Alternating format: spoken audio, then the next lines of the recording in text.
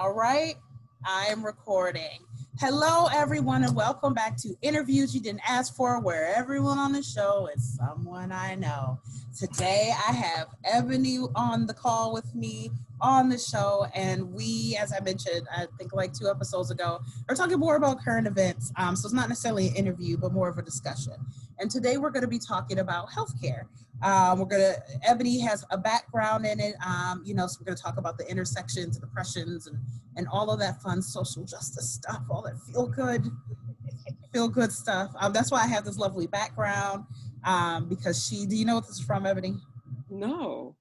You don't? It's from a classic, one of my favorite movies, Death Becomes Her. Oh, okay. Have you ever seen this movie? I love it. So the premise of the movie, it's God, who's in it? Oh my God, really famous older white women. They're older now. I don't want to say Meryl Streep. I don't know. Anyway, it's these 2 women who are rich and dating this rich man, blah, blah, blah, blah, blah. They want to be young and beautiful forever. So they go to this woman, what she has in her hand, right? It's a mirror image right here. Yeah. I don't know what to do. I'm like, it's right there. Anyway, what she's holding in her hand is a potion that will make you young and make you live forever technically, but you can die. Your body, you'll just still be alive. Your body will decompose. The whole point. Anyway, she is one of my favorite characters. I wanted to be her. She was a bad bitch. I just loved her. I've always wanted a perfume bottle like that, just because I was into this movie at a young age. So anyway, the Fountain of Youth makes you live forever. I just felt like it was an appropriate background for today's topic. Also, I did my makeup in a very ghostly way. I don't know. I'm in a mood, apparently. Anyway. Well, my earring is broke, but I still wanted to wear it. They're beautiful. Yes. You all about the Afrocentric, and I'm goth. No, it's called My Locks Need to Be Retwisted, and I don't want to show them right now. So hair wrap. Well, that's what this bun is about. Is I started trying to put weave in my own hair, but that's neither here nor there. We're gonna talk about the healthcare system, and I wanted to talk about this because of recent experience I had. I'm gonna tell my little story real quick. So about 3 weeks ago, I think I even posted something like I went to urgent care and found out that I just had gas. Well, guess what? I didn't just have gas. I actually had more than that, but it was a trial and a tribulation of going to urgent care, them telling me it was nothing, having new symptoms, calling my primary doctor, never actually talking to the doctor, talking to the receptionist, passing messages back and forth for 2 days for him to tell me to go back, tell the receptionist to tell me to go back to urgent care, and then me reaching out to a 3rd doctor and going to that doctor with my own assumed couple of diagnoses or things I thought it was probably with, pushing for additional tests around those things and finding out that I had gallstones. And so the pain I had experienced on that Sunday where they told me it was gas was actually gallstones, that I was passing the gallstone at the time. We also found out some things about my liver, but it was an ordeal of weeks of me having to literally read medical journals and to come up with my own diagnosis and ask for specific tests in order to get healthcare. All that to say, I don't think that's a unique experience for Americans in the healthcare system, but I do think it happens disproportionately to Black women. And so that's what kind of prompted me to want to have this conversation. I don't have no questions. I don't even know what I'm gonna say, Ebony. Maybe I'll just turn it to you. What am I off? Is this something that happens to Black folk, to women, to Black women a lot? Is it different from each of those categories? Like what tea do you have to share? Well, in my opinion, and I'm pretty sure if I had the time, I could probably research, but when it comes to particularly African-American women, voicing concerns about their body is kind of dismissed. Mm-hmm. And I wish I knew where I read about that from. That's how I feel. And so you have to go in there, you really have to advocate, but who has the time to go and do a whole bunch of research and try to figure out this and that. Like you said, you read a medical journal. Mm-hmm. I'm like, how the freak did you even get access to a medical journal? You know what I'm And saying? I had to Google half the words I was reading. I have no idea what half of what it said was, but I was trying to understand the scans and stuff that I was getting done because no one gave me any information. Right, like navigating our healthcare system is terrible. And just like being, okay, so you was able to ask for a certain test, right? Mm-hmm. Well, what I asked for was, so what I said when I went to the third doctor, they did a urine test. So this is the second urine test I had. It came back positive, just like last time. Well, not positive. It came back clear, just like last time. Nothing was wrong. And I said, well, I think it's either my kidneys, my gallbladder, or my liver. Can you run some additional tests to look at that? So I didn't ask for like this. I should clarify. I didn't ask for specific tests. I asked for specific things to be tested. So can we look a little closer at those things? And so they did. They took my blood, and that's when they found out my liver enzymes are really high. And what's interesting is that they were only high temporarily. Like I went back this past week and they're normal again. So like high as in it's supposed to be in a range of I think like 30 to 90, and mine were 347, like really high. Wow. But it was because I had passed a stone. If I went at any other time with outside of like that week to get checked, my liver enzymes would have been normal and nobody would have known that anything was wrong. Wow. Yeah, my mom had to get, she had to get some type of test of her heart. And actually the doctors wanted to do 2 tests, and her insurance company was like, no, you did this one test and that's it. And the doctor was trying to figure out how to go around the insurance company to do the second test. And he couldn't, because he was like, it could come back to bite us. It could come back in a lawsuit. It could be that the insurance company say, we're not paying for nothing. And so she could only get the one test. The one test came back clear, but I'm like, she's still having issues. So now we're still back at square one. And I'm like, would they have found it had the insurance company approved the second test, which could have been done? So they had to put, I don't know, like a catheter in the heart to see how the heart function.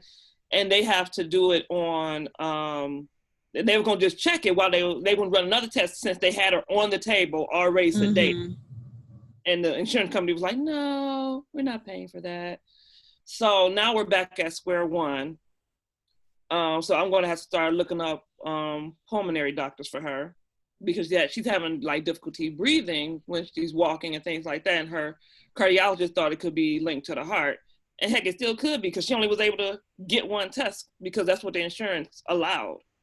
So, but is that, so when we talk about bias in the medical field, it's typically like doctors and nurses, but like, does that trickle down to insurance companies? Do you think insurance companies are more apt to allow procedures based on, because of course they won't, I can't just say race, but like area code or what hospital or something else that's coded? You know, it could. I'm not exactly sure. I know she on Medicaid or Medicare. I think she got switched over. I mean, either way, I think that does make a difference in the care that you get, though.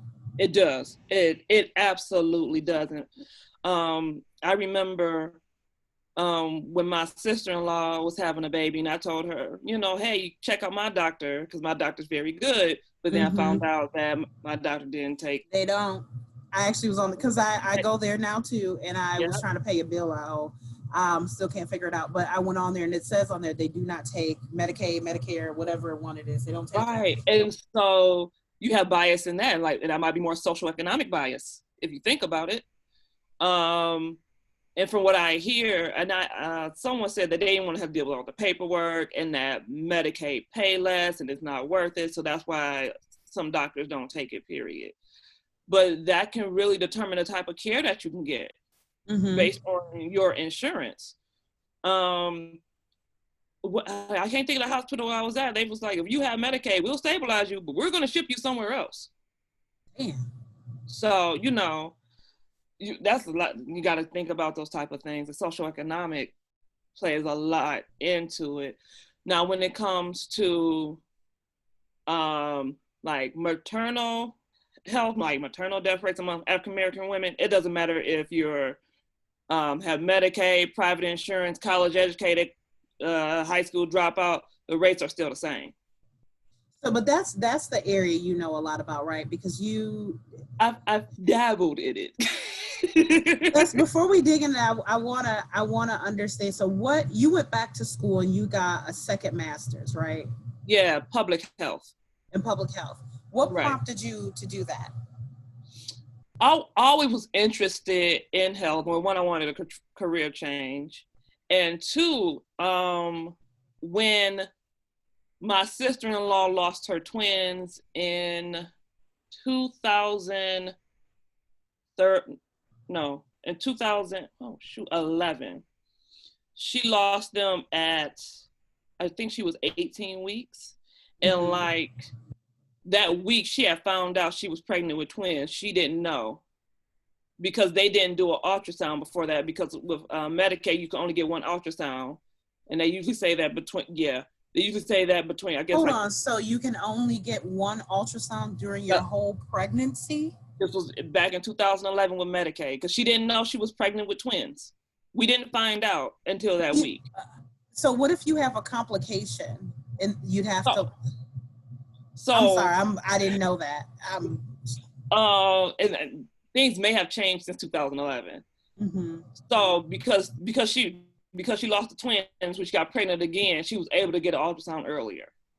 But she ended up losing her twins. And I remember I was talking to a lady like 2 years later, and she was like, yeah, that almost happened to me, but my doctor caught it in time and did a procedure, and she was able to save my twins. And she was like, I don't know if your sister-in-law could have had the same thing happen to her, but she was like, but I also had private insurance too. And I also had a Black doctor. So she like, I don't know if that had anything to do with it, because with my sister-in-law, she was bleeding the day before, and they told her to go home and put her feet up.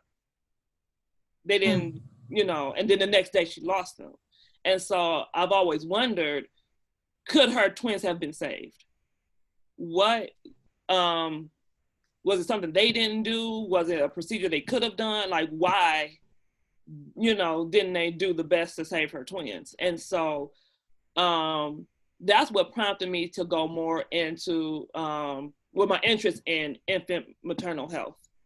And so that was like the primary reason I went back to school and trying to get into that field.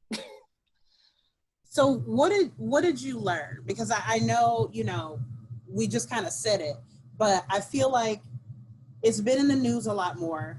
Different people kind of talking about the rates of death for, is it the women and the infants, correct? Yes. And that is, it's during birth and after. Yes, during and after. Pregnancy-related death, I think that's, pregnancy-related death is considered within 1 year of having the child. So like, oh my God, like postpartum is included in that too. Okay.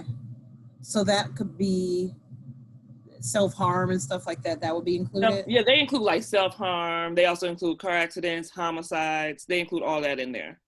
Interesting. I didn't know that. Okay, so, gosh, I should have wrote things down so I can keep even train of thought. Because the first thing I want to say is that just to set the groundwork for this conversation, the rates for Black women and children during and within a year of birth, of the rates of death are higher than women in other developing countries, right? Yes.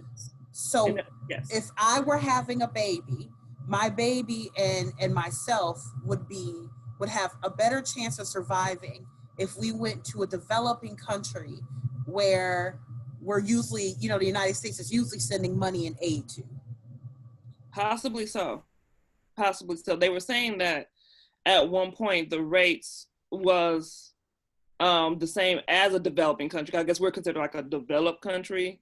So the birth rates of, the mortality rates, I should say, of Black babies was the same as like a developing country.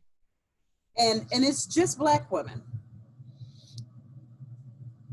Yeah. This isn't an issue that white women are having when giving birth in the United States. No. Actually, am I able? Because I was just looking at the paper. You can screen share, girl. Do you know how to screen share?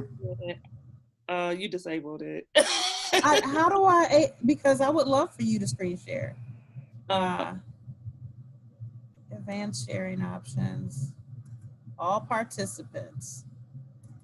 All right. Now try it now. Let's see here. Okay. I'm trying to figure out how do I get to my. I'm also curious, you know, when I say just Black women, I don't mean like the only races are Black and white, but it's Asian women, Latinx women, Indigenous women. Are they having the same issue? Not to the rate of Black women, but I mean, white women, of course, are at the top for survival rates, and their infants are at the top for survival rates as well. I don't know, girl. I don't know where I'm at. Wait a minute. Well, I can see your screen. Okay, but that's like, I don't want to be here. Maybe it's hard. I was trying to get to my actual desktop. It's not your desktop? Wait, this is my desktop. Okay. Yeah, I have so many articles about it. I could just. And I just started reading Medical Apartheid, a book I recommend for folks. And it doesn't just talk about birth, it just talks about the history of racism in the healthcare system that goes way back to slavery. So this isn't a new issue. It's definitely something that is embedded in our history. So the healthcare you receive, you are benefiting from the experimentation that happened to Black slaves, oftentimes without their consent, for decades. Right. Okay. So I'm just looking. I don't know. Are you able to see me? I can see you. I can't see your screen. Okay. Well, we don't need to see the screen. I'm just looking at all this.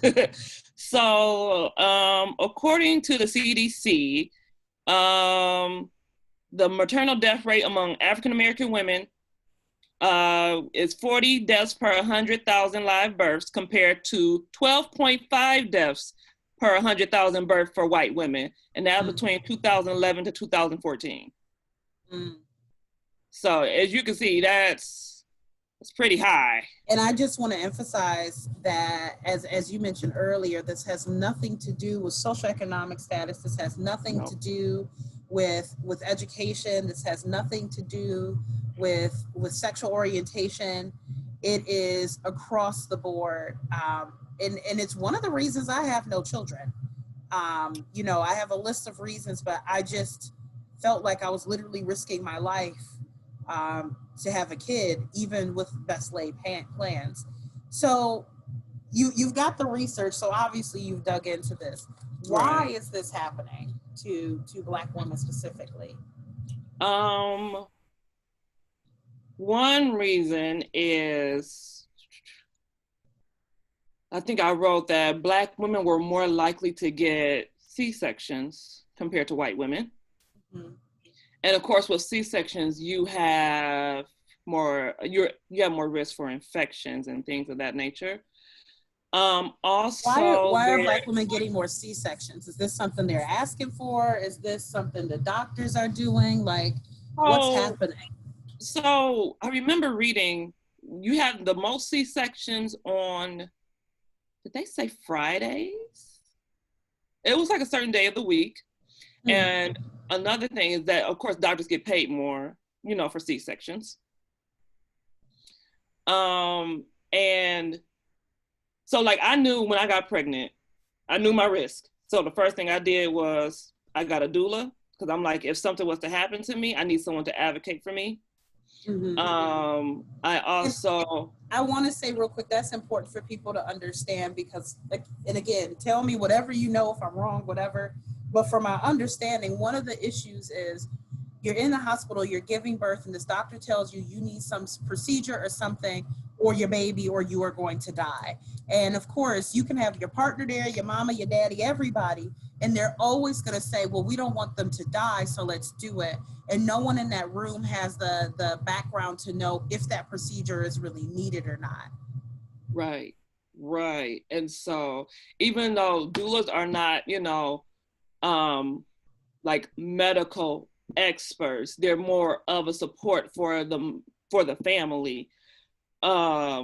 They can advocate for you when you're unable to advocate for yourself. So like my doula, Ms. Mitchell, was awesome. I mean, she was arguing with the labor and delivery nurse and everything when they tried to take my baby away after he was born to do tests. And she was like, no, that baby needed to stay on her chest for his magical hour. And so they were going back and forth. I didn't have the energy to do it. My mom and my husband was like, well, we don't know if they need to do it. They need to. And she was arguing that lady up and down. And she ended up leaving the baby on my chest. So you had to fight just to hold your baby? So like after he was born, I held him for like a couple minutes. Then they wanted to take him away to do tests and clean him up. And I didn't want that. And I had already talked to my doula about that, because we had already talked about, doing the magical hour for breastfeeding. So she was trying to take him away, and my doula was like, no, you're not taking this baby away. And she went back and forth with her, and the labor and delivery nurse ended up leaving the baby on my chest for his hour. Yeah. So we've we've got C-sections that are happening at a higher rate. You said on Fridays. Why on Fridays? They want to go home. I mean, birthing, man, having a baby's coming all time. So women are saying, I'm done, just give me a C-section, or are doctors saying, we done, just give her a C-section? I think it was more like doctors like kind of pushing it. Mm-hmm. And another thing, like if your labor is not progressing like they think it should, they may give you a drug called Pitocin to help speed up the labor process. And there's a link between, having Pitocin and it increases the chances of having a C-section. And Pitocin is what people get when they're getting induced. Yes. Right? Yes. Okay. So real quick about I remember reading once about the C-sections, that doctors will schedule C-sections because they have vacations and things planned. Now, I don't know if that's, but I guess I didn't understand, like, is it because another doctor can't deliver the baby? Or I just don't understand. But as the mom, I don't think of course the doctor's not saying, we want you to get a C-section because I want to deliver your baby, but I'll be on vacation. Right. Well, I remember I was talking to somebody recently, and she was like, yeah, they were talking about inducing me. And I'm like, inducing you? I'm like, you're only a day past your due date. What's the danger of going past your due date? Well, I mean, there is risk, but I heard you can go all the way up to 41 weeks. But it's like, if you don't have that baby on that due date, her doctor in particular wanted to induce her. And I was like, for what? Luckily, she went into labor naturally, like later on that day. But they were talking about inducing her the next day. And I'm like, it hasn't been a week yet. So, but I also, from my understanding here, that in being induced, the Pitocin makes the labor more painful. That's what I heard too. Like, because instead of your body kind of slowly doing its thing, my mother described it as like it's like what I heard, you don't get breaks between your contractions, because it's like contraction, and your body doesn't get a chance to like get a break. Like I heard it was very intense. So, and I'm like, ooh. And I remember somebody was telling me too, they were like, well, if you go over, you can get induced naturally, which I was like, I didn't know that was a thing. So she was like, yeah, they put something in your vagina and kind of slowly open it up, but there's no chemicals involved. Mm-hmm. But it's a slower process. And they was like, it doesn't feel the greatest either. So yeah. We've got C-sections, which can increase the chance of infections. It can increase the chance of other issues because now you're having surgery. And then after you have a C-section, you could have complications in the future having other children because doctors won't let you have vaginal births after you've had a C-section? Oh, VBAC. Some doctors like, I'm straight, I'm not doing that. If you have one C-section, all your baby's gonna be C-section. But why? I know, I'm like, it's random. I have all this information, but I don't understand it. Like, I know VBACs are a thing, and I know doctors are like iffy about it, but I don't understand why. Like, why? I'm not sure either, to be honest. Yeah, that's not my thing. I don't know. Okay. I have no idea. But so I had a coworker who was pregnant. It was her first pregnancy. And I remember telling her, you need to get a doula. You need to get a doula. And I remember her complaining about her doctor. And I was like, you have the right to choose another doctor, because if you don't like your doctors work for you. They are not the end all be all that one person, but she didn't change. And she almost died. Like, I remember seeing her in the hospital. She had high blood pressure, which I was like, that should have been noticed somewhere in her chart. And they sent her home after having a C-section because they induced her. And she almost died at home. They had to rush her back to the hospital. She had eclampsia. Because of her blood pressure. And it was noted nowhere in her chart. And I was like, but your doctor should have noted that, you know? She, like, when I saw her, she had just woke up out of a coma or something like that when I went to see her. And she had like a trach. And I remember it was like, because I was on the verge of tears. I had been telling her, you need a doula. You need a doula. You need somebody to know your medical history, and if something was to happen to you, to advocate for you. And she, I guess she didn't have the time to do it because she was working 2 jobs. She didn't have a car. Most people think it's expensive too. Like, it's expensive to have a doula. How do you even go about getting one? I went through Focus Hope. Really? Because Detroit, Focus Hope in Detroit, shout out to Wayman. They had free doulas for any Black woman in Detroit. But it was only 2 of them. Is it just Detroit? Does Focus Hope do that other places, or is that just Detroit? That was just Detroit. Wow, okay. And actually right now, I don't know if they're still doing it or not. But at the time, that's how I got to do it. It was free. If you have a link, can you send it to me? Because when I post this, I want to include that link. Yeah, sure, definitely. And I really want to work with him to help him get more funding so that he can continue. But also, I think Black Mothers Breastfeeding Club, I think they have community doulas too. Okay. So, and there's no charge. You just have to be a woman in Detroit. I think, again, I have to keep saying, I don't have kids. So every time I say I think, I'm literally just taking wild guesses. I'm getting grayer and grayer as time goes on. Oh, because there's no light in here. Okay, so I really will be a ghost by the end of this. I'll just get more and more black and white. But I think people even interpret doulas as just like, for lack of a better word, some white people shit. Like, it's some privileged stuff. Like, how are you supposed, because a doula is different from a midwife. Right. Can you explain the difference though? Because I don't know. So a doula is a support person. They, help you through the labor. Like my doula, she was moving my leg back and forth when I got my epidural. She was rubbing my back, telling Rajan how to rub me, how to hold me. She was telling me to scream and shout when I was pushing the baby out. A midwife actually delivers. Certifying. They actually like catch the baby. So would it make sense for people to have both? Yeah, definitely. Why not? Would you have a midwife with you at the hospital if you gave birth at a hospital? Yes. So some Uh-oh. It froze. That's probably my computer. Ebony, you still there? You're frozen.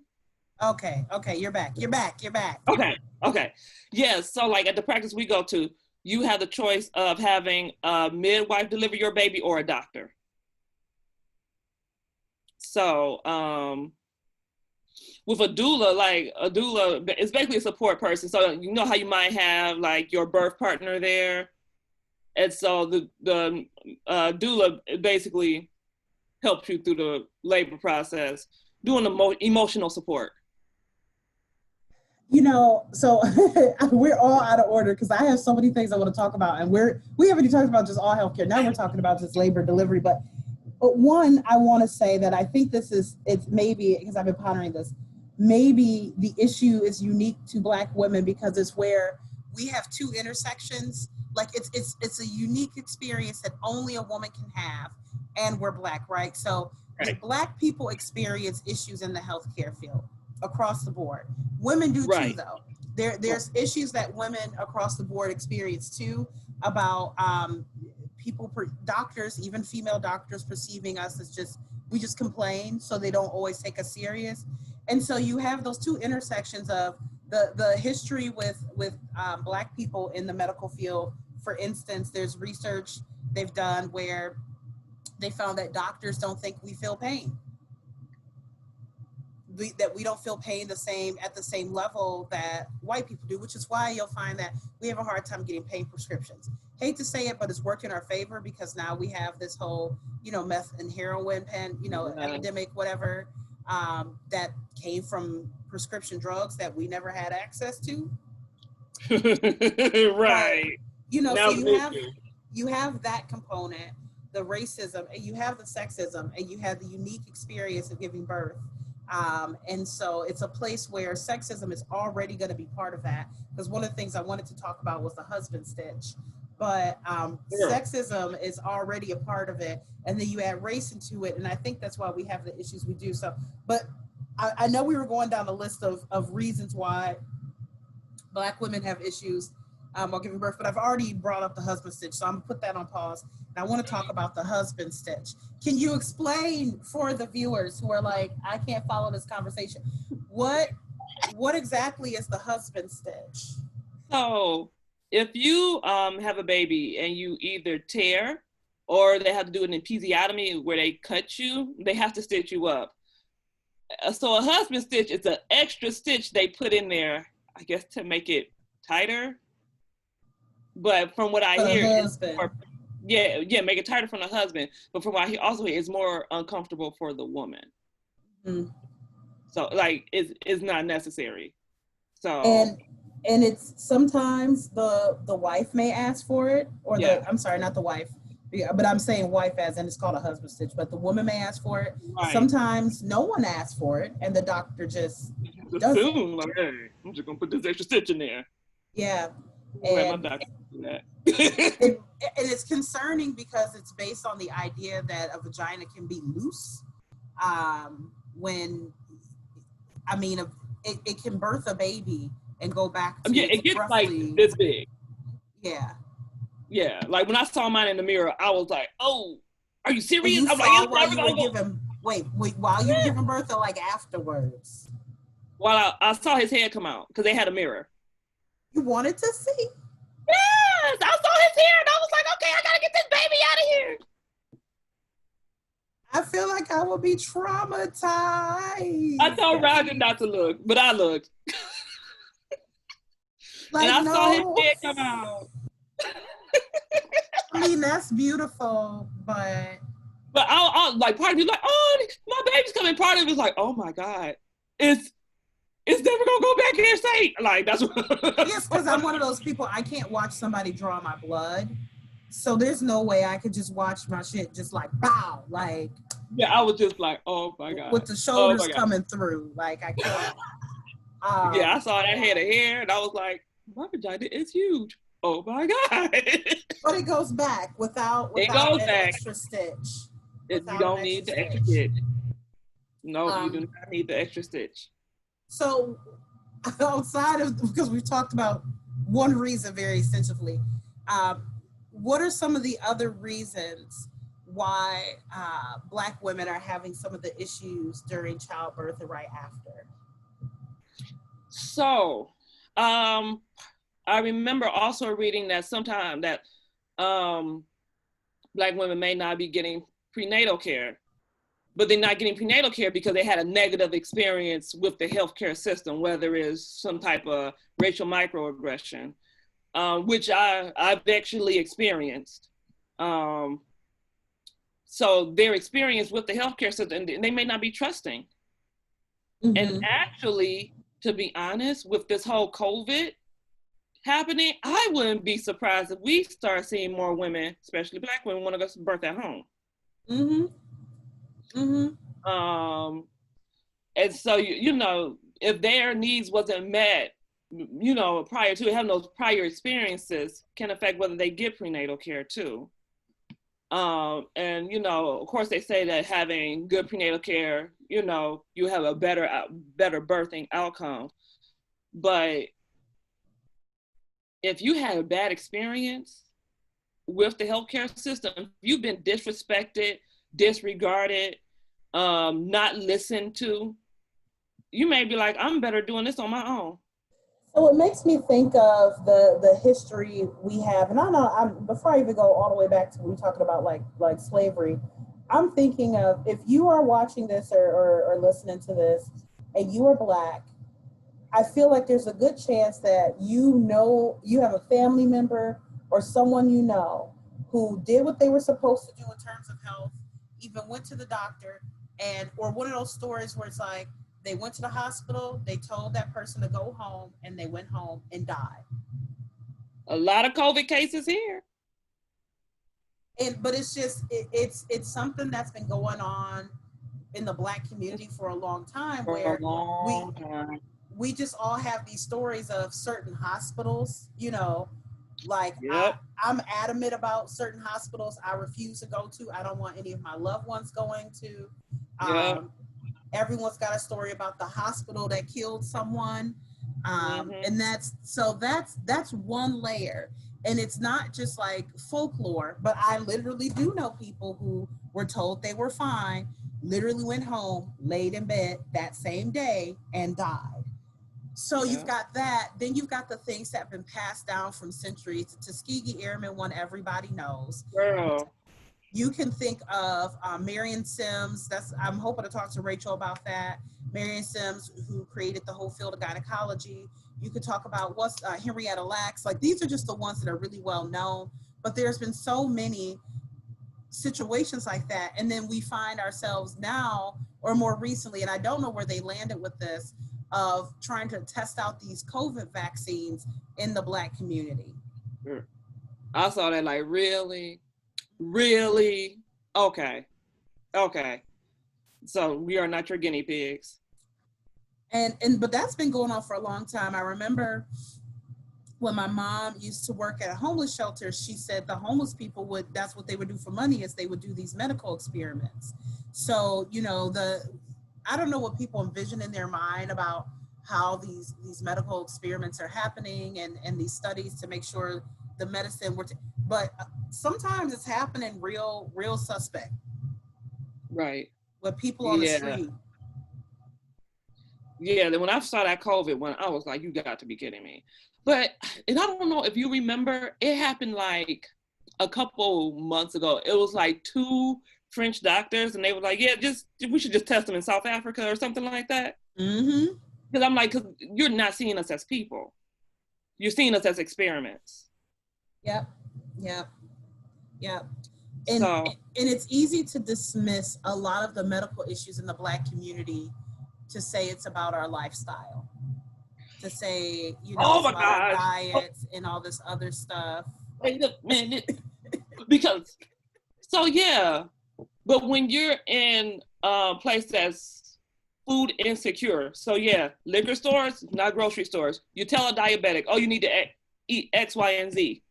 If they don't have access, let's say they don't have a car to go and get X, Y, and Z, or they may not have the money, because sometimes to eat healthier, it costs more. Mm-hmm. And so the whole victim blaming for health, that irks me, because you have to look at the social aspects as well. Yeah. And one of the things I hate is when I see people saying, oh, you know, you're just being lazy. A bag of beans is $1 and this is $2. And I imagine in my mind a scenario, I think there's quite a few Black people in. Let's just say I am a woman with a child with no car, and I live essentially in the neighborhood I live now. So for me, I would be taking the bus to work. I would also be taking the bus to drop my child off at school. So let's just say, especially the bus system in Detroit. I don't know if anybody has ever taken the bus in Detroit, but this ain't Chicago. This ain't none of them other places where the bus run like a normal bus system. The buses here is some bullshit. So I'm spending an hour or more a day taking the bus in one direction.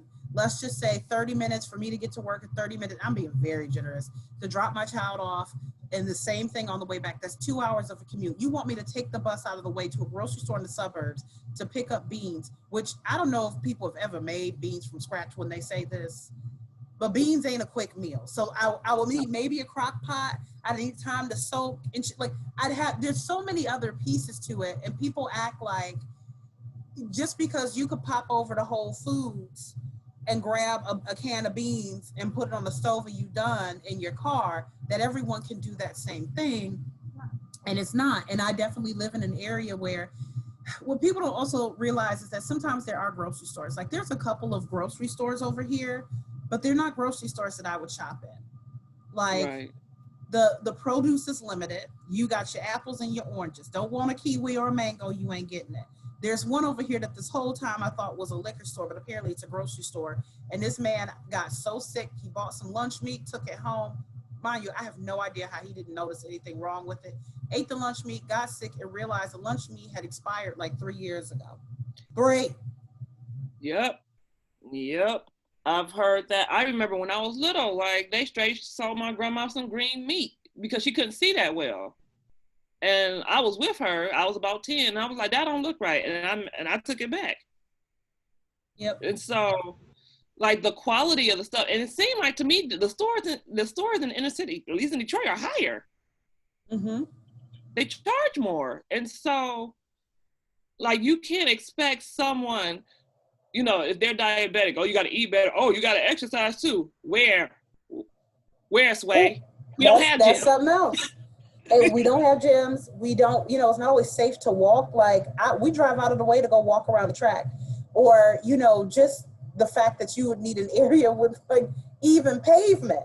Like you want me to walk and I have to walk in past abandoned houses, or the grass not cut, or the pavement's all chopped up. I can't ride a bike on, like there's just so many pieces that are completely overlooked, and they turn around and say, the reason we have COVID, the reason we're dying in childbirth is because of our lifestyle, environmental racism, our asthma rates, lead poisoning that happens in our communities. We live in areas that white folks will be, up in arms to deal with some of the environmental issues we have. Right. They're not living there. They have the choice not to live there.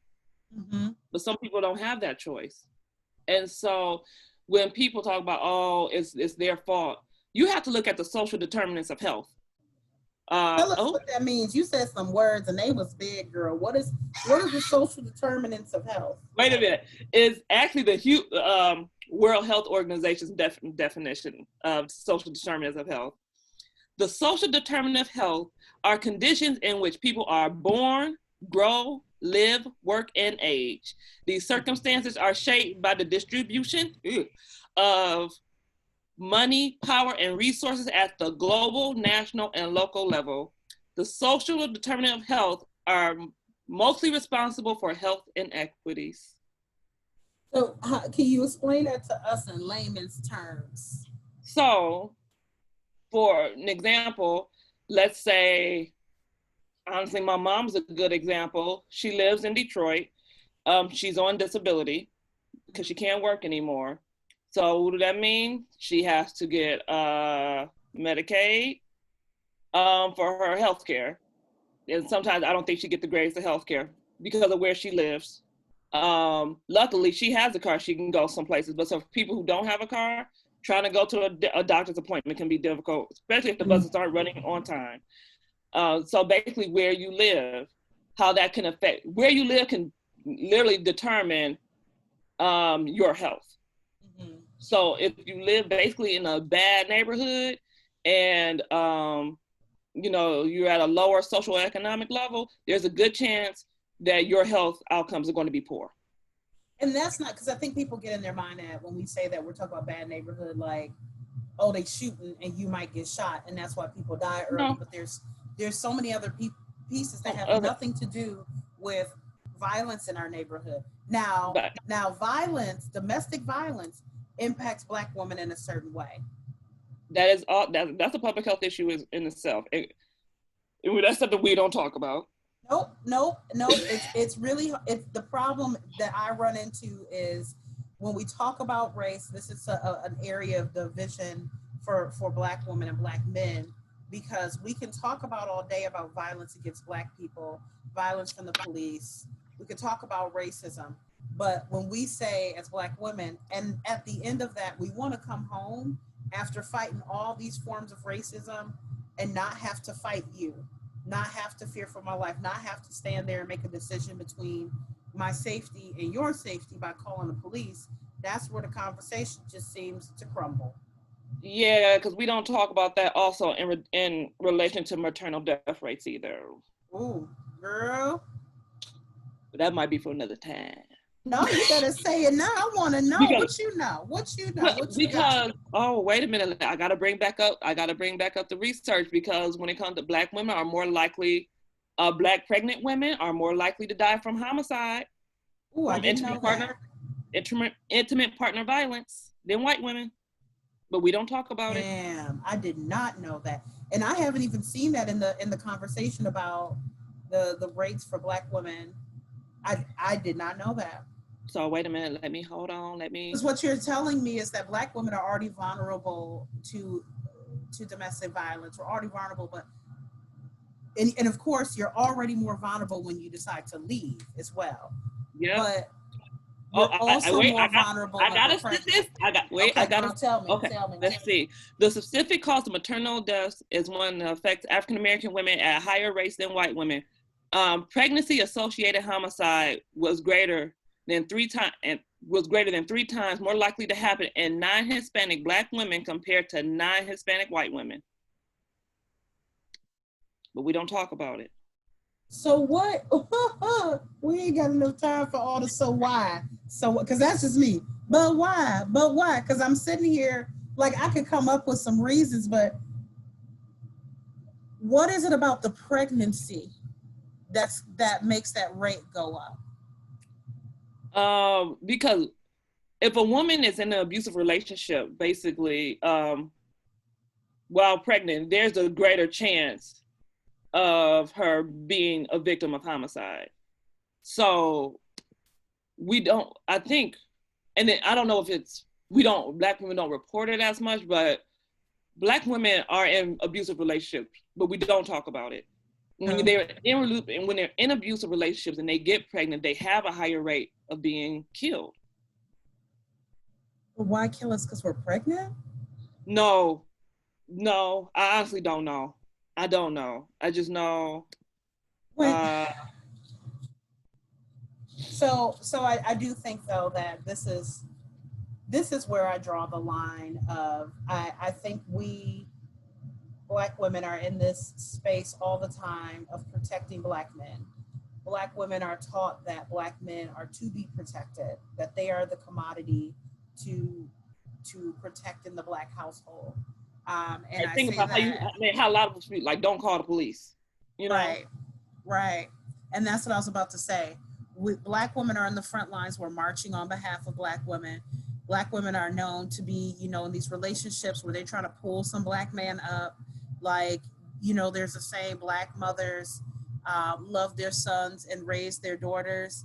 And then we have this place of you don't call the police because you don't endanger the Black man, even if he is a danger to you. And the reason I say is where I draw the line is that is the part that hurts me the most, is when we're having these conversations and Black men are just dismissive of this piece of it, of what Black women do and go through to protect Black men. And we're literally like, there's no way around it. So just for the record, most violent crimes are perpetrated by men. I'm not going to get on a soapbox about if this were any other group, like if we just said, I don't know, any other identity was perpetrated 90% of our violent crimes, we would act very different, but we let men run wild and run the country and everything else, whatever. But no matter what your argument is around the disconnect between Black men and Black women, it is a solid fact that you, even if you say Black women, we cheat, we put them on child support, we ain't shit, we don't cook, whatever you want to say, we rude, we say y'all got little dicks, whatever it is. The one thing we not doing is killing y'all. That's the one thing we not doing that y'all doing to us. Right. And then killing your own child while also talking shit about Black women for wanting, birth control or abortions or not wanting to have a kid or having too many kids, like dragging us for fucking everything. Everything. One thing I couldn't turn the light on. That's a whole problem. Yeah, I had to turn my light on too. That's a problem to me. And then which makes me think of, and I don't know what the, that 1 year after, I don't know what those causes are, like what's happening within a year of giving birth, but I'm wondering if it's related to a lack of support. Are you talking about with infant? Yeah, so the death rate for Black women and infants that 1 year after birth. What's the cause of some of those? Bless you. Oh, thank you. So let's see, for babies dying within the first year, not my forte, but I know a lot of linked to breastfeeding, the lack of breastfeeding. And Black women are not breastfeeding at the same rate as other women? Right. No. That's interesting. No, we're the least likely to breastfeed. You know what I'm gonna ask you? I'm gonna ask you why. So I went to the conference earlier this week, earlier this year, breastfeeding conference, and they talked about that. Go back to slavery. Mm-hmm. So when slaves were forced to wet nurse, which is basically breastfeeding someone else's baby. So let's say you're a slave, you just had a baby, you can't even breastfeed your own baby because you got to go and breastfeed master's baby. So what did that lead to? That led to Black babies being weaned off of breast milk earlier than they're supposed to, because they're not with their mothers, because their mothers have to go and breastfeed someone else's baby. And so you have that, and then, and you think about it, I can see where some women would be like, back then, like, nah, I'm not breastfeeding, period, but I could do an alternative, do that. Also, there was an article from 19, oh my God, and I gotta find it again, 1920, it might've been in Florida, where they were passing a law to make Black women work, because it was all these Black women walking around, they weren't working, they were taking care of their babies, taking care of their families, and when white women were asking them, like, hey, I want you to work for me, and they're like, no, I don't want to work. Their husband was working, and they were fine at home, and they were literally trying to pass a law to make Black women work. When people talk about the Black middle class and all that, because, these are things I ponder what happened to this, this idea, because there was a period of time where there were Black people who had families set up similar to white folks, where this guy worked, you could live off of that salary, she didn't. And it was literally torn apart by racism. And it's funny because, the women's rights movement was fighting for things like the ability to work, while Black women wanted to stay home. We were already working. We want the right to be at home. And I guess white women couldn't go to work if we didn't stay there and take care of their kids. So I was really, I was infuriated, because I was like, how did that affect maybe breastfeeding rates among that time? I don't know if the law passed, and I want to research that. And so, and I gotta, when I find that article, I'm gonna forward it to you. Please do. And when I post this, you can put it in the comments too. I'm sure somebody would like to see that as well. Yeah. So fast forward to what we have now. Breastfeeding is not easy. It does not come natural. I was like my son didn't latch on. So I exclusively pumped for 2 years. But what I've ran into is when you're at the hospital, then they send you home with a lot of Black women. They were asking one, oh, do you want WIC? And what formula do you want? You didn't even ask if they want to breastfeed. Then you automatically send them home with formula. Asking, do I want WIC before you even ask me, do I qualify? Don't you have to qualify for WIC? Yeah, and I had a friend who, she was in law school and she was already making like maybe 70, 80,000.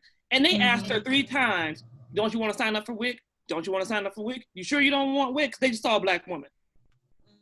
And she's like, I don't qualify. No, I know I don't qualify.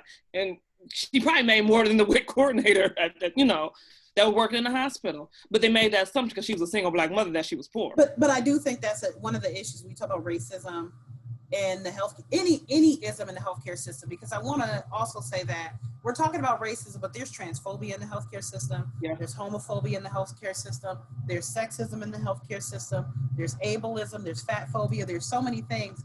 And a lot of it comes out from assumptions. Even with this past incident I have, I'm thinking back to things that my doctor said to me without ever asking me, questions like something as a fat person I've always experienced. And this prior to keto, this is when this would happen the most. The doctor would tell me, cut down on fast food and stop eating red meat. And I would say that's interesting because I don't eat red meat, because I didn't up until I started doing keto, which I don't do anymore because I think that's why I have the liver issue. But I didn't eat red meat and I didn't eat fast food, but you didn't ask me. You assumed. Right. And it's almost like they're just trying to find a different way to say, stop eating all that hog mogs and fried chicken, because you're making a lot of assumptions about how I got to the weight that I'm at, and about what I eat, and about my home life, and about all these things. Right. You never ask. Right. You never ask.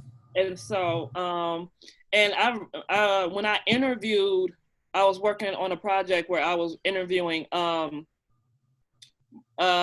international board certified lactation consultants of color.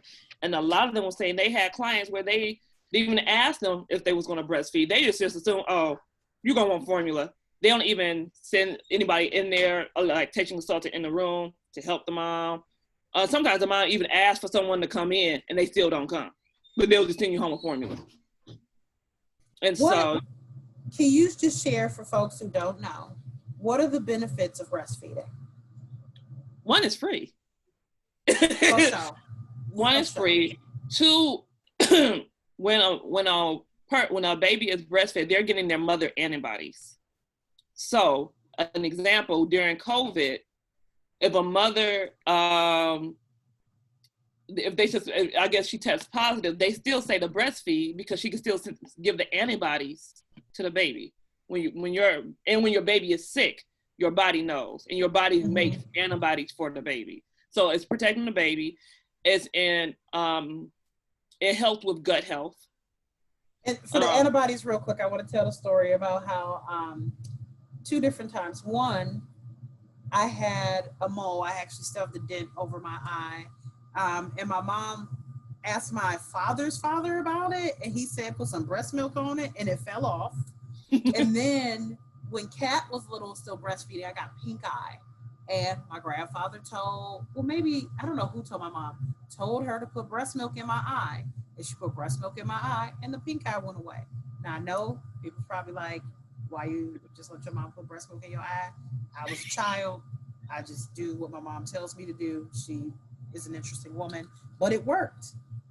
So there's actual medicinal properties to breast milk. Yeah, I mean, and so like if your baby is sick, if you put your baby to the breast, your body knows your milk would change color to match whatever the issue the baby is having. For me, I was pumping, so I wasn't sure. It's like sometimes I'll take his saliva and just rub it on there, like maybe it'll do something. I don't know, because that's how I could tell about the baby's saliva. But your breast milk will not just change it, but it'll literally change like formula to help whatever the baby has wrong, even if you don't know what's wrong with the baby. Or even as your baby age, it changes too. Or the temperature, like in the summer, your breast milk might become more watery because it's hot. Your baby gonna need more water. And so it changed, it does a lot. And so benefits, one, it's free. It's free. It's free because formula costs so much. And the way you're actually supposed to prepare formula, you're supposed to do it in a sterile environment. You're supposed to do X, Y, and Z. It's like a whole process you're supposed to do to use formula. But you don't have to do that with breast milk. Yeah. Like even with formula, I think it can only stay out for an hour before you have to toss it. Breast milk can stay out, can be room temperature 4 to 6 hours. And you can keep it 7 days in the refrigerator. And you can keep it 1 year in the deep freezer. Do you not freeze formula? I don't think so. Yeah, I don't think so. So like I had frozen breast milk and like times when I was low, I was able to go in the freezer and get that for Zion. People buy breast milk off of other people too. I know, I thought about selling it, but then no, because it was an issue, and I got to find that too, where it was some formula company that was trying to come into Detroit buying breast milk from Black mothers. What? Yeah. Yep. So there was an issue. Resell? I think they want to use it. I don't know if they're going to use it as part of their formula. I don't know what they were doing with it. Yeah, I'm going to have to find that one too. And like the black breastfeeding mothers, BIFMA, they ran them out of town or something. So yeah, because they were basically trying to send me all the articles. I'm gonna just add them. Send me all the articles. Yeah, and so they were basically trying to exploit Black women for their breast milk. Because at one point I was like, maybe I could sell, but I was like, no, I'd rather give it away. Mm-hmm. You know, and do. I mean, even though peer-to-peer milk sharing is not encouraged, you know, but I would rather do that than sell it to a company. Mm-hmm. So, but I mean, breast milk, it comes out at the right temperature. You ain't gotta try to warm it up unless you have it in a refrigerator. But even in breast milk, they can take, if the baby tolerated cold, you can give it to them cold if they tolerate it. So it's just a lot of benefits.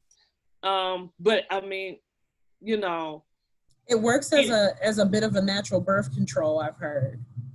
You got to do it right though. I wouldn't depend on it because in order for it to do that, you have to have the baby breastfeed from both sides, and the baby cannot be on a pacifier, and it only works for 6 months. And yeah, it's a lot. That. See, that's why I asked. I heard it helps you drop your baby weight.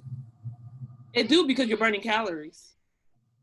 Breastfeeding, you burn calories. Making milk, you burn calories. Yeah, because I heard y'all all be talking about how hungry you are. Dude, I was pumping. I was starving. I'd be like, Rodney used to have pump snacks for me because I was always hungry. And man, I don't know if I was hangrier when I was pregnant or when I was breastfeeding, because you're constantly burning calories. But all of that sounds inconvenient. And I'm just saying that in terms of like, as the issue I think a lot of Black women have. And that's why I said, I think a lack of support from a partner plays into it, because what that means is I'm likely taking care of this baby. I think, you correct me if I'm wrong, Black women are more likely to go back to work sooner after giving birth. Yeah, because they have money. Because I mean, because we don't have, not all jobs have paid maternity leave. Mm-hmm. So, like, I remember I had a girl that was trying to come back to work. She had a C-section. She was trying to come back in 6 weeks. I was like, no, you're not healed. I was like, I'm not letting you come back to work and risk your life. I was like, I need you to heal. And I was like, I understand you need money. I totally do. But you just went through a traumatic ordeal, and you were trying, the girl who almost died was trying to come back to work 6 weeks later because she needed the money. Right. And pumping means that, I think I'm really explaining it because I feel like there's men who think that you could just hold in your period, so they don't know how breastfeeding works at all. That's not how that works. You have to pump pretty regularly. So it's not that you can't like hold it in, but there are adverse effects if you just don't pump or breastfeed. I mean, you can end up getting mastitis, which is an infection of the breast. You can become engorged. That mess is painful. And you can risk also drying up your milk if you're not getting it out, every couple hours. So women who decide not to breastfeed, do they just stop or just never start and it just doesn't make milk? Well, usually when a baby is born, you automatically make milk. And so they have to go through the painful process of drying up. Mm. So I think, I I remember I they had had a like a coworker, medication or something they give you. they may, I'm not sure. From what I remember, you just have to let them, I remember in the training I went to, they were saying it's painful and the mothers just have to go through it if they don't want to breastfeed. But it also can be expensive if you're pumping too, right? Because you need the stuff, the Well, pump and all insurances, thank you, Obama, covers breast pumps. okay. So that's your most expensive is the breast pump, but you still have to get like the bottles to keep the breast milk in, or the bags. They have breast milk bags you can keep them in. And I guess the bottles. But I mean, you're paying $40. What is it, $40 to $50 a week for formula, or Yeah. maybe $30 one time for Well, some you know, in bottles. the hood, they lock the formula up. So you have to have somebody literally go get it with the key, because people steal formula Yeah, because it's so expensive. it is, and because the women, and some women are like, well, I don't want to breastfeed because I still want to drink. You can still have alcohol and breastfeed, you know. I think they Uh, make drink. as Like, long not as like, I'm going to have a few glasses of wine tonight. Like, I this mean, whole if you're weekend, I'm drunk, no, if turned. you're drinking to the point where you are passed out every night, that's a problem. No, just every weekend. If you want to turn up, you can turn up. Just, because some What people about say, smoking? Some people, they use a little bit of the Mary, Jane. it's not a lot of research about marijuana and breastfeeding. It's not a lot of research about marijuana and Anything really. Yeah. But I don't even know. I remember reading, and I went to a conference where they were saying that if it was better for the mother to smoke cigarettes and breastfeed than for a woman to get secondhand smoke and not breastfeed. What? And then, okay, because when you're smoking, they were saying when you smoke, you get the filtered stuff, whereas secondhand, you're getting everything.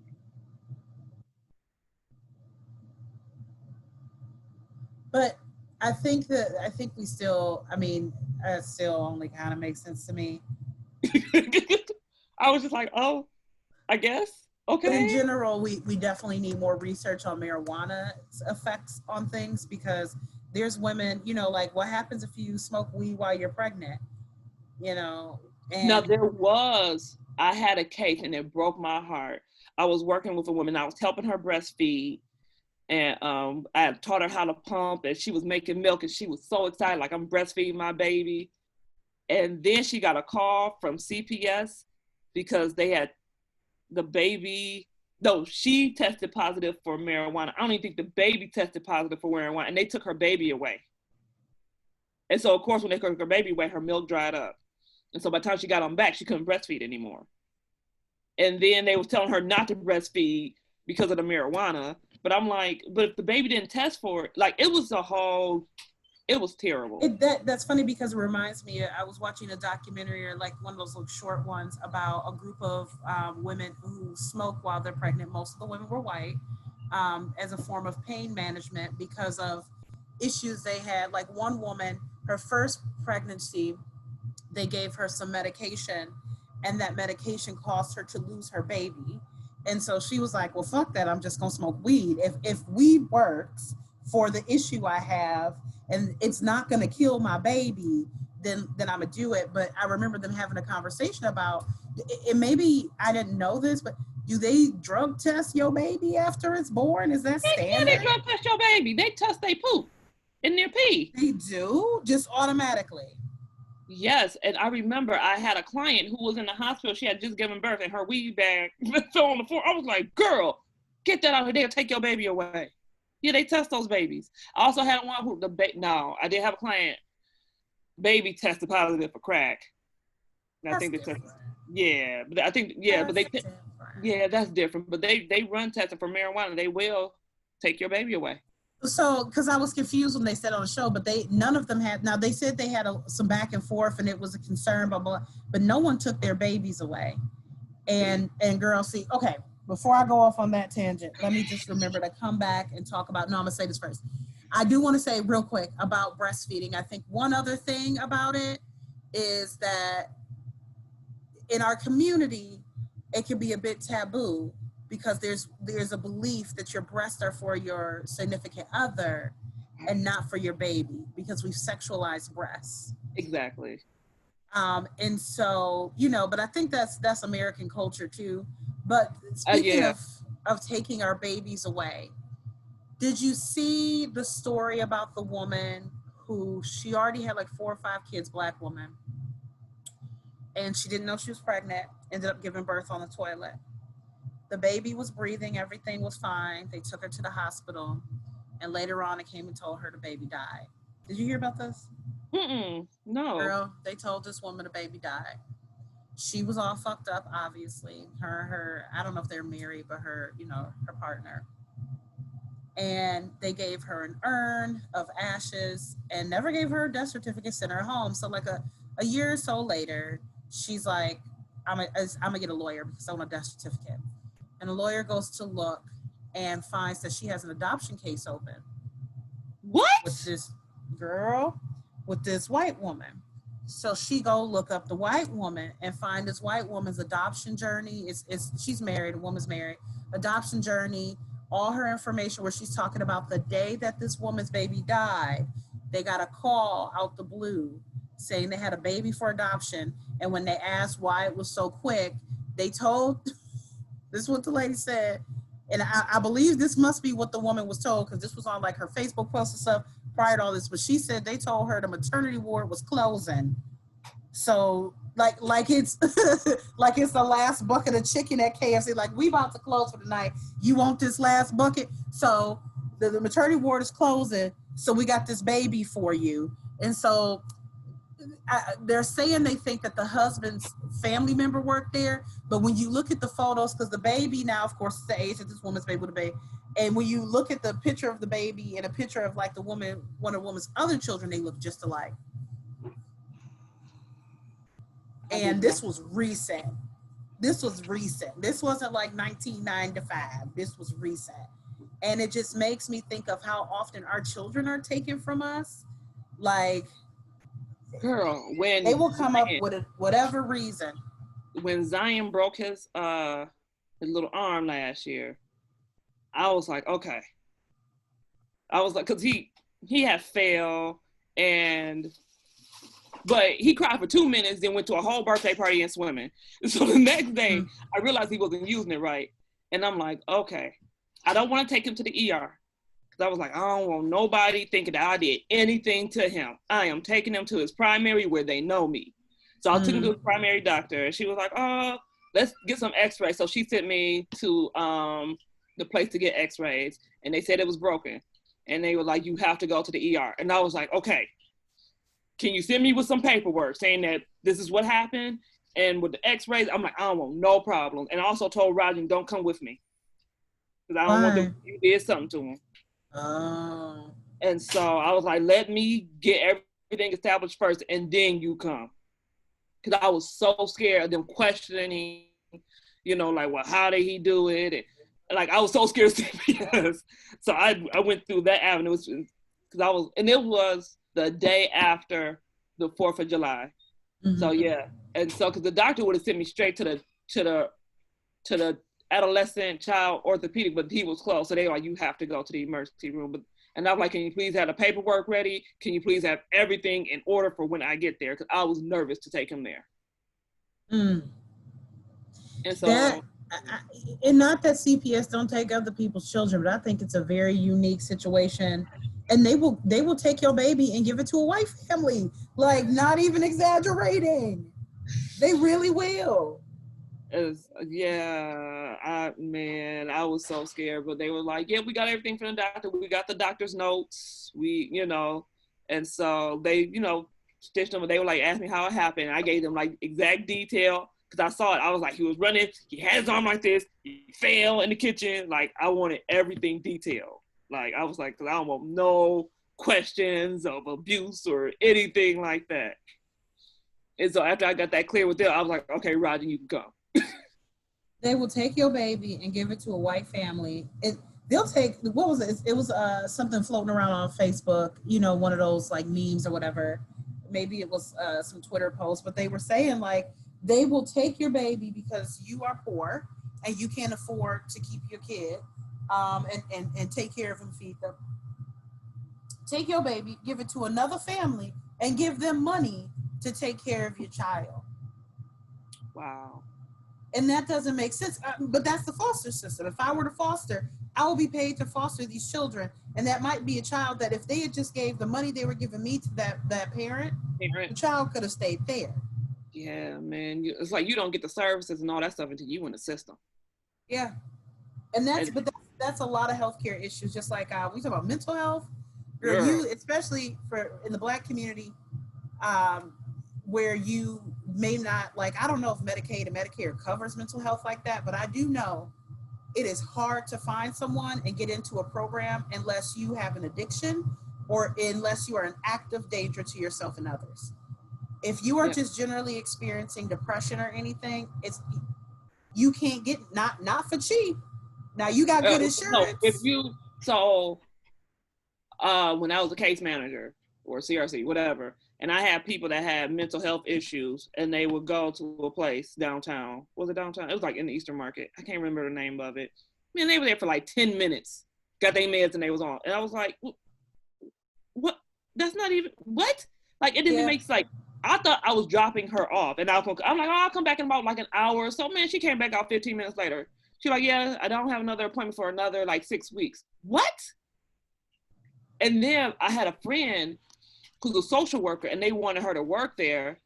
And she said she couldn't because she liked to build a relationship with her clients. And at that place, you wouldn't been able to.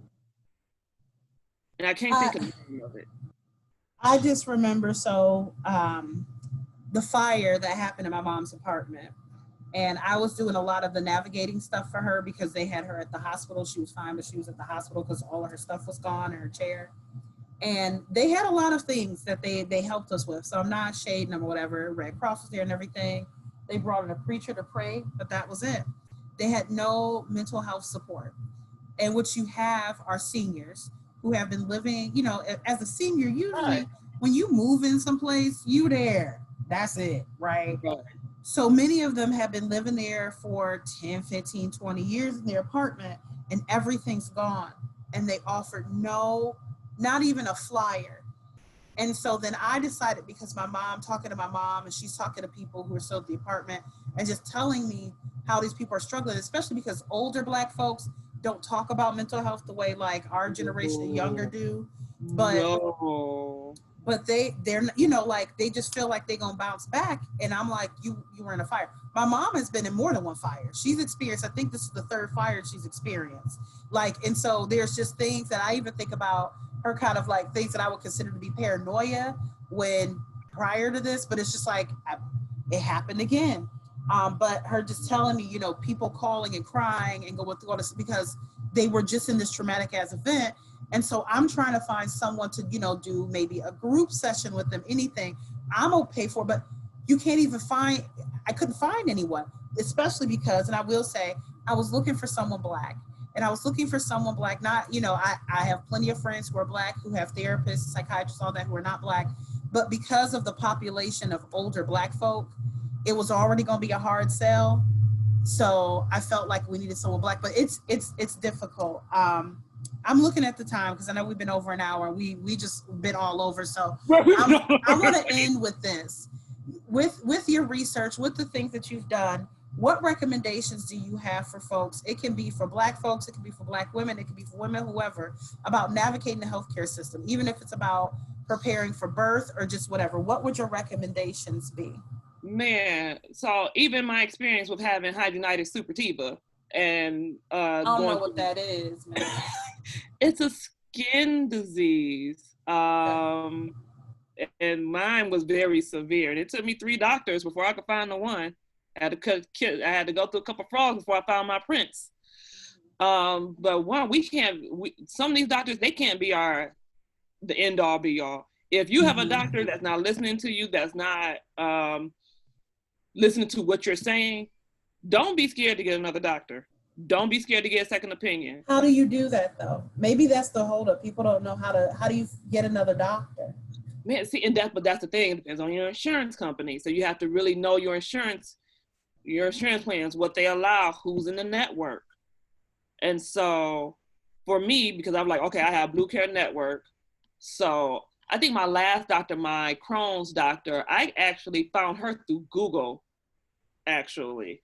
I think I put like award-winning doctors in Detroit, Crohn's or something, and she popped up. And I was like, okay. So I read her profile, and I'm like, okay, let me see if she take Blue Care Network before I get excited.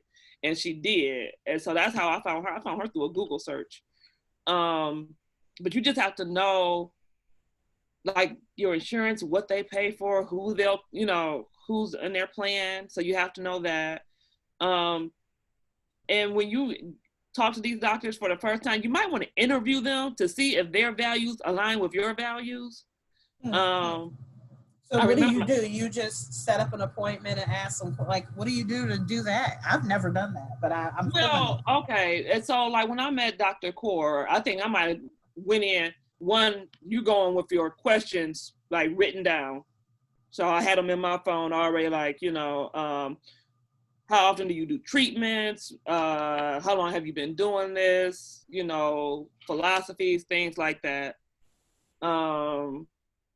Can I call you at any time if I have issues? Like, I don't know. Like, I just really like to interview because I've been to a doctor before who had me in a clinical trial who I felt wasn't listening to me. And it was interesting because I was too sick to advocate for myself. There was another doctor that basically cussed him out in letter form, in doctor form, was like, you need to stop this clinical trial with her. It's making her sick. And I guess he was like, if you don't release her, I'm going to report you. Okay. That's what, like, that doctor was not playing because I was getting sick and I was too sick to advocate for myself. So I had a doctor that advocated on my behalf to the other doctor, and he let me go. And I ended up leaving the clinical trial. But from there, because I had so many issues, I used to go for medical resume. Like, these are my conditions. These are the surgeries I have. These are my allergies. What's a medical resume? Yeah, I used to have a medical resume. I used to have a picture of my insurance card on there. Have my address. Do you think, like, I've never heard of that. Do you think is that something you recommend that folks do? If a person has a chronic illness and they're going to a new doctor, absolutely. Okay. Absolutely. Yeah. So it's a printed out document that you would provide. It was a document. I might, do I have an old one? I might have an old one somewhere, but it had like all my information on it, all my surgeries, all the medications I have been on, all the doctors that I wanted them to connect with. So I think I had my primary and his information on there.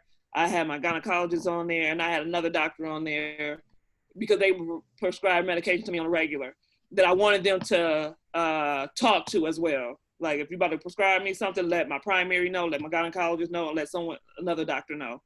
And I had my questions written down, especially with the HS. I was like, what are your treatment options? How do you handle cysts? Do you use medication? Do you do surgery? Do you do where they put the needle and drain? Like, I used to ask all those questions. I think those are important questions too, because the remedies that you get, or the prescription, whatever that is you get from a doctor, often reflect what they're capable of doing. So sometimes the thing that they will tell you, the course of action they'll take, is surgery, and there might be other surgical options that are non-invasive, but they don't offer those because they don't do them. So they're not going to tell you, here's your options, I do this one. They're going to tell you, you need to do this one. And so Yeah, I think, but some of that is you have to go back and do your due diligence to find out what the options are so you can come and ask them about it. Right, but also you got to realize, do everybody have internet access to even do that? True. We have a really big digital divide in Detroit. Digital divide. Yeah, where a lot of people don't have internet access, or their access is just their phones, which is creating issues in terms of jobs and education during COVID. Like, it's a lot. It's a lot. And also, but I think also the biggest thing is building relationships with your doctors. And I remember writing about this when I had COVID and I got really sick. I told somebody, I was like, I had a better chance fighting at home with the doctors that I have than going to the hospital. Because my doctors knew me, they knew my history. Like, my dermatologist was on it. He was like, you have COVID, you need to be on this antibiotic in case it turns into pneumonia. When I talked to my primary, told him what my dermatologist was doing, put me on, he was like, I agree, because that helped with pneumonia. My Crohn's doctor was like, Ebony, you need to get in some steam. You need to get that stuff up and out of your system. You also need to lay on your stomach and don't always lay on your back to give your lungs a break. Like, all the stuff they were telling me because they had relationships with me, I think is what helped me get through and helped me recover. So I'm like, if I was in a hospital, they literally was deciding who was getting ventilators and who don't. And guess who wasn't getting them? One of the things you're saying, though, is to find a doctor that you can have a relationship with, who is not just like, they see you, they don't know who you are. Because I've definitely been in places where I don't always see the same doctor. That's the issue I had more recently when I was telling that story, is the fact that my primary, the office I go to, I had a primary doctor who I absolutely love. Like, if I had a question, he would draw it out for me. Yes. And then he left, like, literally pen and paper, draw and help me understand how medication worked. He left for like Doctors Without Borders. So I had another doctor who I saw just once, and then this new person who I saw maybe once or twice, and really didn't know him that well. And so there was no way for me to have that relationship. So I think it is, we didn't talk about real quick though. What? We talked about this the other day, keeping appointments and how that impacts the care you get. Yes. So I found the article. Let's real quick, let's talk about that. So what the article was saying was a lot of these clinics, especially in low income areas, tend to overbook. So when you because they are betting that not everybody's going to show up. So if you just happen to show up for your appointment and then another person happen to show up for the appointment, guess what? You're going to be sitting there for hours. Let me tell you, real life, I did not know that you were supposed to see the doctor at the time you were supposed to see the doctor. I don't know if you remember in high school and stuff, because I used to go to a free clinic because I had Medicaid. I can never figure out which one is which. And if my appointment was at 10 a.m., I would get there at 8 and I would leave at 3. Yes. I thought everybody sat at the doctor's office all day. I had no idea. So the first time I got good insurance and went to the doctor and my appointment was at 9 and they saw me at 9, or wait, if my appointment's at 9 and I got there at 8:45 and they saw me at 8:45, I was confused. And to leave within an hour, I didn't know. But go ahead, I'm sorry. But you, girl, that was a suppressed memory. I remember because you were like, yeah, I got to go to the doctor. You would be going all day. I'll be going the whole day. And I used to be like, hey, why you got to go all day? It's just a doctor's appointment. So what they were saying was they overbook because they figure that people aren't going to show up. But then people actually show up, but then they have to sit for hours. So guess what? You either leave or you reschedule. And then you just keep going into that cycle. Because, hey, you might have to go to work. I've been sitting for 3 hours. I got to go to work. And then when they try to reschedule, it's like, I can't afford to take off work to sit there for 4 hours and 5 hours. Right. So, yeah. And so what they were saying, oh, Mom, hold on. No, Mom, that's fine. Okay. And so, and they were saying that it affects low income communities the most when they do that. And so then, because they're betting on you not showing up when they overbook, and they don't tell them how many people they were putting in that one spot. It's one thing to overbook by like 2 people, but if you're putting 5, 6, 7 people in that spot, right, and then they all show up, and then you're sitting there all day, and then you like, some people like, you know what, I can't even do this, I gotta go. And then you have to reschedule, but then it's like, do I really want to sit there for hours? I'm straight. I'm not gonna even reschedule because there's no point. I don't have the time to do that. But we were also talking about how that impacts the care you get from the doctor, because the doctor starts to look at you like you're not taking your health seriously because you keep Right. rescheduling or not coming to appointments. But there's multiple reasons why that's happening. One of those is the overbooking, but I might not have childcare. I have to go Right. into work. All these other things. And It's like my transportation only lasts for so long, you know. Right. And so the doctor starts to think that you don't take your healthcare seriously, so they don't take you seriously. Because I think that's what happened with my primary.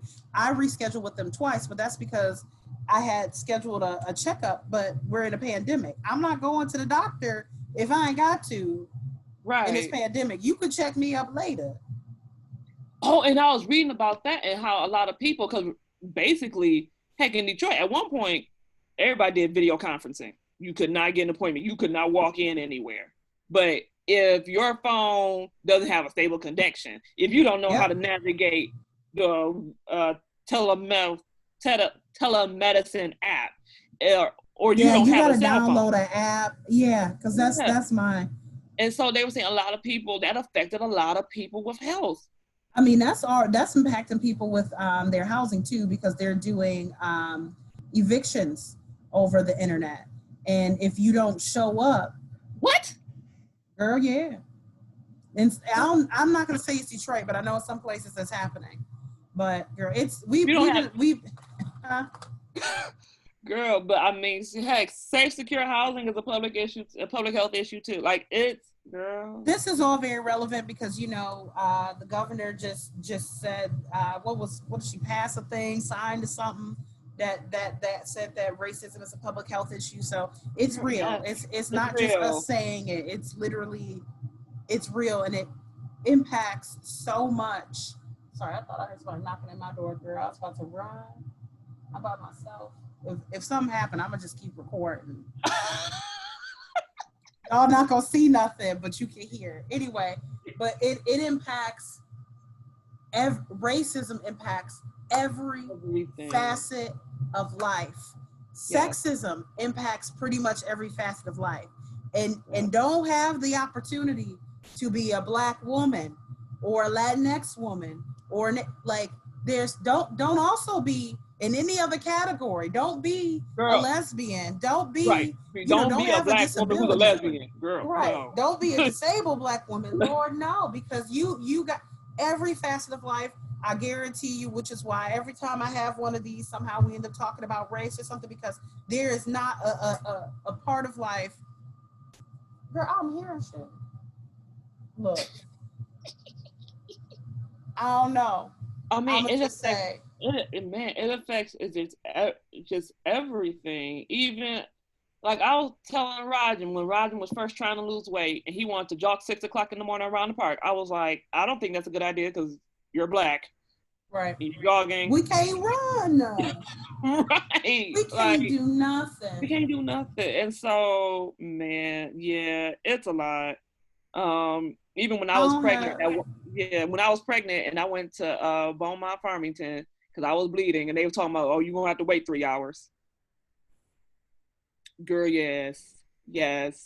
Rajan was like, do they know what type of insurance they have? I'm like, Rajan, it doesn't matter. Well, and that's why people say if you're Black, when you go to the doctor, you need to dress nicely. You need to talk about your job. You need to let them basically know that your life has value, as fucked up as that is. But I'm like, in that instance, it didn't even matter. And they was like, well, it's a 3 hour late. And I'm like, well, I'm 15 weeks and I'm bleeding. And they were like, yeah, we're going to take you to the maternity ward, so you have to wait. So I called my doctor and she was like, what? I don't know. Go to da. She called the hospital and I went to the other hospital and they had the bed ready for me. Yeah, them relationships. I think that's the big takeaway. You need to have a doctor that you have a relationship with, especially if you have a chronic illness, or if you are, giving birth. The relationship, which is why, as you said multiple times, if you feel like your doctor is not listening to you, if they're dismissing you, making assumptions, if you're not able to get the care, you have to do the due diligence. Just like a bad man, leave them. Leave them, and find somebody that will serve you. That, I mean, I cannot stress that enough. And I had to go through that with, especially with my chronic skin illness. I had to do that. And then I found 2 doctors, one in Ohio, because I had to drive all the way to Ohio for one. And the other one I found right here in Detroit. And so those 2, I've had relationships with them since 2013. And that's who I ride with. My primary, I've been with him since I was 21. And the reason I stuck with him, I didn't know what I was doing. I was like, I'm about to go to El Salvador in a month. He was like, okay. So he printed out all this stuff about El Salvador for me. And then he told me about the medications I needed and, you know, what to do and not to do when I was there. Like, he really took the time to do that. And so I'm like, all right, I'm going to roll with you. And I've been rolling with him ever since. And that's the type of thing you should look for. Yes. And I think you've also given so many examples of times that you were able to utilize those relationships in ways that impacted, you know, your long-term health. So right. I'm gonna just leave it at that, because I know we way over an hour, but don't hang up yet. I'm just gonna wrap this up. But thank you for coming on today. I'm hoping to, I keep saying I'm gonna ask Rachel, I haven't actually asked her yet, but I'm hoping to continue the conversation about the medical system, even from a historic standpoint, because that's what Rachel's tea is. Man, I will be. I can't wait. I can't wait for that one, because I would really love to hear what she has to say. Yeah, because there's so much still to talk about. But thank you for coming on the show. Thank you, everybody, for watching and listening. The 4.5 people who do. It's mostly my mother. I appreciate you all, because I'm gonna do this regardless. But yeah, so all right, I'm a stop recording now. But everyone have a wonderful evening.